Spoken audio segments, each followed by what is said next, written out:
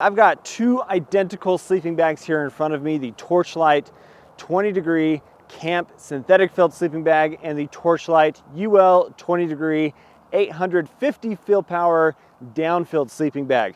Why would you spend over $400 for this model versus the under $200 for this synthetic model? So the question is, what's better, synthetic or down? Now I'm laying in this Big Agnes Torchlight 20 degree synthetic filled sleeping bag, and it is 20 degrees outside, making this a perfect test to see how well this synthetic bag functions in 20 degree temperatures.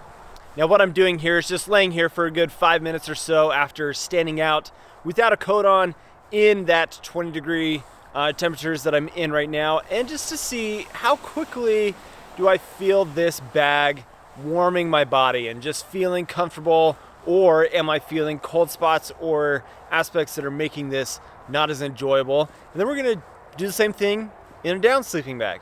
Now it comes down to understanding the difference in insulation types and the application of where they perform best, and really which one makes the most sense for your particular needs. Let's start with synthetic insulation and the lower cost option here with the Torchlight Camp. The Torchlight Camp and the Torchlight UL share the exact same construction, so there are no design differences in these two bags. What you are simply looking at is a difference in the fabrics that are used and the insulation inside of the bag. Now for the most part, synthetic insulation is going to be heavier, it's going to be more bulky, and it's going to essentially cost a bit less than down as a insulation option. But that reduced cost in your budget does come at a price or a sacrifice of adding additional weight and bulk to your backpack. And so if your number one goal is to save weight and space in your backpack, then a synthetic option may not be the best option for you. Now synthetic, what is it? Well, it's exactly what it sounds like. It's man-made. It is designed as an insulation to mimic and basically attain the properties that down provides as an organic material. So what you've got is basically a plastic material that is spun and just created in different ways to create air pockets within the insulation that mimics the same idea that down provides, with that loft that you get out of the insulation that traps warm air and keeps you warm inside of the bag. But it's been very difficult for companies to design synthetic material that has the compressibility that down provides. And so because of that, you do have a bulkier bag. And unfortunately, what I think companies have kind of run into is the fact that synthetic is less money, it's less expensive to make and put into a bag. And so therefore, we treat it as an inferior product in a sense to down options, meaning that it's not going to perform as well, or we can put it into bags that have lower quality and heavier fabrics. And so the fabric that's used on this Torchlight isn't so bad, but I have used some synthetic sleeping bags that have been less than ideal in just having kind of a scratchy and rough type of fabric that is also a higher denier, and so it may be not as soft in that sense as well. But what that means is a higher denier fabric also plays into how well that bag is going to compress. But what are some of the benefits that you get out of a synthetic insulation? Well, the fact that oftentimes when we are camping and sleeping out in cold temperatures or in a single wall shelter, we're going to experience condensation. And basically condensation is going to most primarily happen in getting the foot box of your sleeping bag wet, as well as the hood of your bag. Those are the most common places for you to touch the sidewall of a tent. And so synthetic does not necessarily lose its lofting aspect or its ability to loft when it gets wet. So in the scenario of, really, really damp and wet conditions and condensation is a big issue, synthetic actually will perform and be a better option in that sense because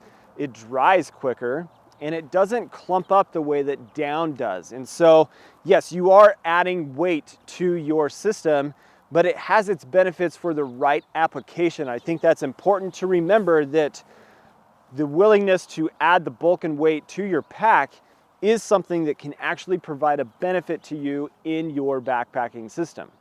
Okay, so now I'm in the Torchlight UL 20 degree down-filled sleeping bag, and I've been in the bag for, I don't know, 3 or 4 minutes at this point. And the first thing that I noticed with this is the down's taking a little bit longer for it to warm up, for all of that cold air pockets to get replaced with warm air from my body. And this is not necessarily a bad thing. I just noticed direct correlation to how much longer this down is taking to warm up versus the synthetic, which felt pretty instant, to be honest. So if both bags are 20 degree rated and they have different insulation types, which one really is better? Now, I want to thank backcountry.com for sponsoring today's video.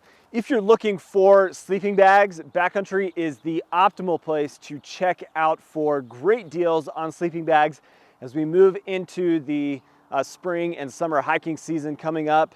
You got so many synthetic options available, down options as well, great deals, and most importantly, if you are not exactly sure what fits within your budget, what makes the most sense for you in the types of trips and your particular needs, jump on a chat with their gearheads. They're going to answer your questions. They're going to give you the information that you need to make the best decision possible for your backpacking needs.